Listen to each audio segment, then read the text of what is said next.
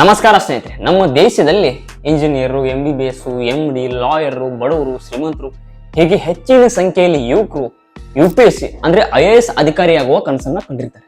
ಅದಕ್ಕೆ ಕಾರಣ IAS ಅಧಿಕಾರಿಗೆ ಇರುವ ಪವರ್ ಅಂಡ್ UPSC ನಡೆಸುವ ಫೇರ್ ಅಂಡ್ ಟ್ರಾನ್ಸ್ಪರೆಂಟ್ ಎಕ್ಸಾಮಿನೇಷನ್.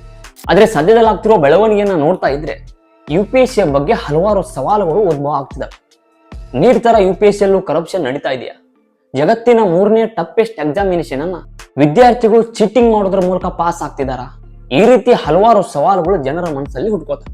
ಅದಕ್ಕೆ ಕಾರಣವಾಗಿದ್ದು ಪೂಜಾ ಖೇಡ್ಕರ್ ಅನ್ನುವ IAS ಟ್ರೈನಿಂಗ್. ಇವರು 2022ರ UPSC ಬ್ಯಾಚ್ ನಲ್ಲಿ 821ನೇ ರ್ಯಾಂಕ್ ಪಡೆದು ತಮ್ಮ ಹೋಮ್ ಡಿಸ್ಟ್ರಿಕ್ಟ್ ಆದ ಪುಣೆಯಲ್ಲಿ ಪ್ರೊಬೆಷನರಿ IAS ಆಫೀಸರ್ ಆಗಿ ಜಾಯ್ನ್ ಆಗ್ತಾರೆ.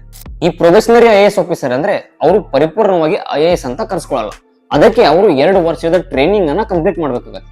ಆಗ ಅವರಿಗೆ IAS ಅಂತ ಪೋಸ್ಟಿಂಗ್ ಆಗುತ್ತೆ. ಆದ್ರೆ ಪೂಜಾ ಖೇಡ್ಕರ್ ತಾನು ಟ್ರೈನಿಂಗ್ ಅಲ್ಲೇ ಇರುವಾಗಲೇ ತಮ್ಮ ಅಧಿಕಾರದ ದುರುಪಯೋಗವನ್ನ ಪಡಿಸ್ಕೊಳ್ಳೋಕೆ ಶುರು ಮಾಡ್ತಾರೆ. ತಮ್ಮ ಪ್ರೈವೇಟ್ ಲಕ್ಸುರಿಯಸ್ ಆಡಿ ಕಾರನ್ನ ಸರ್ಕಾರಿ ಕೆಲಸಕ್ಕಾಗಿ ಉಪಯೋಗಿಸೋದು, ಅದರ ಮೇಲೆ ಕೆಂಪು ಬಣ್ಣದ ಲೈಟ್ ಅನ್ನ ಹಾಕೋದು, ಯಾವುದೋ ಪ್ರೈವೇಟ್ ಕಾಂಟ್ರಾಕ್ಟ್ ಕಡೆಯಿಂದ VIP ನಂಬರ್ ಪ್ಲೇಟ್ ಅನ್ನ ತಂದು ಹಾಕ್ಸೋದು. ಟ್ರೈನಿಂಗ್ ಅಲ್ಲಿ ಇರುವಾಗಲೇ ಈ ರೀತಿಯಾಗಿ ಲೇವಿಶ್ ಲೈಫ್ ಸ್ಟೈಲ್ ನ ಬದುಕೋಕೆ ಶುರು ಮಾಡ್ತಾರೆ ಪೂಜಾ ಖೇಡ್ಕರ್. ಇವಷ್ಟೇ ಅಲ್ಲದೆ ರಜೆಯ ಮೇಲಿದ್ದ ಪುಣೆಯ ಅಡಿಷನಲ್ ಡಿಸ್ಟ್ರಿಕ್ಟ್ ಕಲೆಕ್ಟರ್ ಅಜಯ್ ಮೋರೆ ಅವರ ಆಫೀಸ್ ಅನ್ನು ಸಹ ಕಬ್ಜಾ ಮಾಡ್ತಾರೆ. ಅಂಡ್ ತನಗಾಗಿ ಒಂದು ಹೊಸ ಸೆಪರೇಟ್ ಸ್ಟಾಪ್ ಅನ್ನ ನೇಮಕ ಮಾಡುವಂತೆ ಸರ್ಕಾರಕ್ಕೆ ಡಿಮ್ಯಾಂಡ್ ಮಾಡ್ತಾರೆ. ಇವೆಲ್ಲ ಬೇಡಿಕೆಗಳು ಬೇಗ ಈಡೇರಬೇಕು ಅಂತ ನಿವೃತ್ತ IAS ಆಫೀಸರ್ ಆದ ಪೂಜಾ ಖೇಡ್ಕರ್ ಅವರ ತಂದೆ ಡಿಸ್ಟ್ರಿಕ್ಟ್ ಕಲೆಕ್ಟರ್ ಅವರ ಮೇಲೆ ಪದೇ ಪ್ರೆಷರ್ ಹಾಕೋಕೆ ಶುರು ಮಾಡ್ತಾರೆ. ಇವರ ಈ ದಾದಾಗಿರಿಯಿಂದ ಪೂಜಾ ಖೇಡ್ಕರ್ ಅವರ ತಂದೆಯ ಮೇಲೆ ಒಂದು ಕೇಸ್ ಫೈಲ್ ಆಗುತ್ತೆ. ಅಂಡ್ ಈ ವಿಷಯ ಹೋಗಿ ಚೀಫ್ ಸೆಕ್ರೆಟರಿ ವರೆಗೂ ತಲುಪುತ್ತೆ. ಹಾಗಾಗಿ ಪೂಜಾ ಖೇಡ್ಕರ್ ಅವರನ್ನ ಪುಣೆಯಿಂದ ಮಹಾರಾಷ್ಟ್ರದ ವಿದರ್ಭ ಪ್ರದೇಶದ ವಾಸಿಂಗೆ ವರ್ಗಾವಣೆ ಮಾಡಲಾಗುತ್ತೆ. ಆದ್ರೆ ಪ್ರಶ್ನೆ ಏನು ಅಂದ್ರೆ, ಹೊಸದಾಗಿ ಜಾಯಿನ್ ಆದ IAS ಅಧಿಕಾರಿಗೆ ತಮ್ಮ ಹೋಮ್ ಡಿಸ್ಟ್ರಿಕ್ಟ್ ಅಥವಾ ಅದರ ಸುತ್ತಮುತ್ತಲಿ ಪೋಸ್ಟಿಂಗ್ ಆಗೋಕೆ ಸಾಧ್ಯವಿಲ್ಲ. ಆದ್ರೆ ಪೂಜಾ ಖೇಡ್ಕರ್ ಅವರಿಗೆ ಟ್ರೈನಿಂಗ್ ಅಲ್ಲೇ ಹೋಮ್ ಡಿಸ್ಟ್ರಿಕ್ಟ್ ಸಿಗುತ್ತೆ. ಹಾಗಾದ್ರೆ ಅಲ್ಲಿಯೂ ಸಹ ಸರ್ಕಾರದ ರೂಲ್ಸ್ ಗಳನ್ನ ಬೆಂಡ್ ಮಾಡಲಾಗಿತ್ತ. ಹೀಗೆ ಕೆದಕ್ತಾ ಹೋದಾಗೆ ಪೂಜಾ ಖೇಡ್ಕರ್ ಅವರ ಬಗ್ಗೆ ಮತ್ತೊಂದು ಶಾಕಿಂಗ್ ನ್ಯೂಸ್ ಹೊರಬಿದ್ದಿತ್ತು. ಅದನ್ನ ಕಂಡು ಪ್ರತಿಯೊಬ್ಬ UPSC ಆಸ್ಪಿರೆಂಟ್ ನಲ್ಲೂ UPSC fair and transparent examination ಬಗ್ಗೆ ಒಂದು ಡೌಟ್ ಹುಟ್ಕೊಳ್ಳೋಕೆ ಶುರು ಮಾಡಿ. ಅದೇನು ಅಂದ್ರೆ, ಪೂಜಾ ಖೇಡ್ಕರ್ ಅವರು UPSC ಎಕ್ಸಾಮ್ ಅನ್ನ ಚೀಟಿಂಗ್ ಮಾಡೋದ್ರ ಮೂಲಕ ಪಾಸ್ ಆಗಿದ್ದಾರೆ ಅನ್ನೋದು. ಇವರು ಹಲವಾರು ಬಾರಿ UPSC ಅಟೆಂಪ್ಟ್ ಅನ್ನ ಕೊಡ್ತಾರೆ.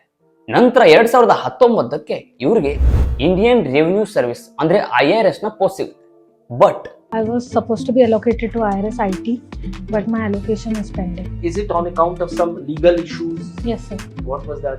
So some technical issues in the OBC allocation. Oh, okay. ಈ UPSC ಯಲ್ಲಿ ಇಂಟರ್ವ್ಯೂ ವರೆಗೂ ತಲುಪಿದವರಿಗೆ ಸರ್ಕಾರದ ಹಲವು ಶಾಖೆಗಳಲ್ಲಿ ಅವರಿಗಾಗಿ ಕೆಲವೊಂದಿಷ್ಟು ಜಾಗಗಳನ್ನ ರಿಸರ್ವ್ ಮಾಡಿ ಇಡಲಾಗುತ್ತೆ. ಹಾಗಾಗಿ ನವೆಂಬರ್ 2021ಕ್ಕೆ ಸ್ಪೋರ್ಟ್ಸ್ ಅಥಾರಿಟಿ ಆಫ್ ಇಂಡಿಯಾದಲ್ಲಿ ಅಸಿಸ್ಟೆಂಟ್ ಡೈರೆಕ್ಟರ್ ಆಗಿ ಪೂಜಾ ಖೇಡ್ಕರ್ ಜಾಯ್ನ್ ಆಗ್ತಾರೆ.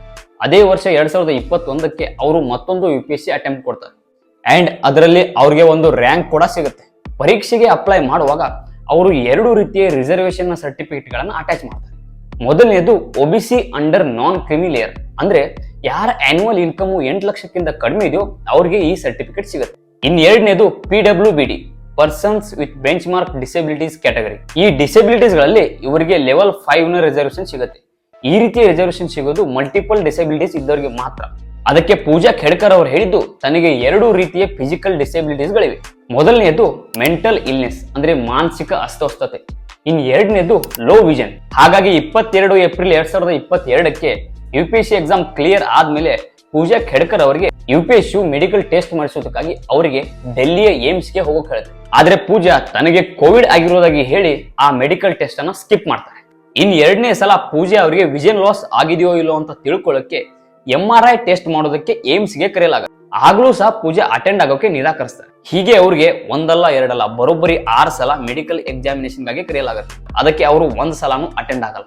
ಹಾಗಾಗಿ ಏಮ್ಸ್ ಈ UPSC ಅಧಿಕಾರಿಗಳನ್ನ ನೇಮಕ ಮಾಡುವ department of personnel and training DOPTಗೆ 22 ಸೆಪ್ಟೆಂಬರ್ 2022ಕ್ಕೆ ಪೂಜಾ ಖೇಡ್ಕರ್ ಅವರು ಮೆಡಿಕಲ್ ಟೆಸ್ಟ್ ಗಾಗಿ ಸಹಕರಿಸ್ತಾ ಇಲ್ಲ ಅಂತ ಒಂದು ಲೆಟರ್ ಬರೆಯುತ್ತೆ. ಅಂಡ್ ನೆಕ್ಸ್ಟ್ ಮಂತ್ 22 ನವೆಂಬರ್ 2022ಕ್ಕೆ ಪೂಜಾ ಖೇಡ್ಕರ್ ಅವ್ರನ್ನ ಸೆಲೆಕ್ಟ್ ಮಾಡೋಕ್ ಆಗಲ್ಲ ಅಂತ ಮತ್ತೊಂದು ಲೆಟರ್ ಬರೆಯುತ್ತೆ. ಹಾಗಾಗಿ ಪೂಜಾ ಖೇಡ್ಕರ್ ತಮ್ಮ ಕೇಸನ್ನ ತಗೊಂಡು ಸೆಂಟ್ರಲ್ ಅಡ್ಮಿನಿಸ್ಟ್ರೇಟಿವ್ ಟ್ರೈಬ್ಯುನಲ್ ಅಂದ್ರೆ CATA ಮುಂದೆ ಹೋಗ್ತಾರೆ.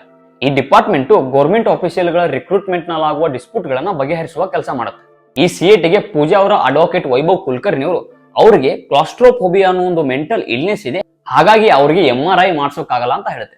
ಈ ಕ್ಲಾಸ್ಟ್ರೋಫೋಬಿಯಾ ಅಂದ್ರೆ ಯಾವುದೋ ಒಬ್ಬ ವ್ಯಕ್ತಿ ಕ್ಲೋಸ್ ಆಗಿರುವಂತ ಜಾಗ ಅಥವಾ ಕೋಣೆಗೆ ಹೋದ್ರೆ ಭಯ ಪಡುವಂತ ಒಂದು ಮೆಂಟಲ್ ಇಲ್ನೆಸ್. ಹಾಗಾಗಿ ವೈಭವ್ ಕುಲಕರ್ಣಿ ಅವರು ಇವರಿಗೆ MRI ಮಾಡಿಸುವ ಬದಲಿಗೆ ಬೇರೆ ರೀತಿಯಲ್ಲಿ ಮೆಡಿಕಲ್ ಎಕ್ಸಾಮಿನೇಷನ್ ಮಾಡಿಸಿ ಅಂತ ಹೇಳ್ತಾರೆ. ಬಟ್ 23 ಫೆಬ್ರವರಿ 2023ಕ್ಕೆ CAT ಅದಕ್ಕೆ ನಿರಾಕರಿಸುತ್ತೆ. ಹಾಗಾಗಿ ಪೂಜಾ ಖೇಡ್ಕರ್ ತಮ್ಮ ಕೇಸನ್ನ ತಗೊಂಡು ಬಾಂಬೆ ಹೈಕೋರ್ಟ್ ನ ಮೊರೆ ಹೋಗ್ತಾರೆ. ಅದಕ್ಕೆ ಬಾಂಬೆ ಹೈಕೋರ್ಟ್ CAT ಇನ್ವೆಸ್ಟಿಗೇಷನ್ ನ ನಿಲ್ಲಿಸಿ ಪೂಜಾ ಖೇಡ್ಕರ್ ಅವರಿಗೆ ಮೆಡಿಕಲ್ ಎಕ್ಸಾಮಿನೇಷನ್ಗೋಸ್ಕರ ಏಮ್ಸ್ಗೆ ಹೋಗೋಕ್ ಹೇಳುತ್ತೆ. ಬಟ್ ಪೂಜಾ ಖೇಡ್ಕರ್ ಆಗ್ಲೂ ಸಹ ಮೆಡಿಕಲ್ ಎಕ್ಸಾಮಿನೇಷನ್ಗೋಸ್ಕರ ಏಮ್ಸ್ ಹೋಗ್ಲೇ ಇಲ್ಲ. ನಂತರ ಯಾವುದೋ ಒಂದು ಪ್ರೈವೇಟ್ ಮೆಡಿಕಲ್ ಸೆಂಟರ್ ಇಂದ MRI ನ ಸರ್ಟಿಫಿಕೇಟ್ ತಂದು ಸಬ್ಮಿಟ್ ಮಾಡ್ತಾರೆ ಅಂಡ್ ಅದನ್ನ ಅಕ್ಸೆಪ್ಟ್ ಕೂಡ ಮಾಡಲಾಗುತ್ತೆ.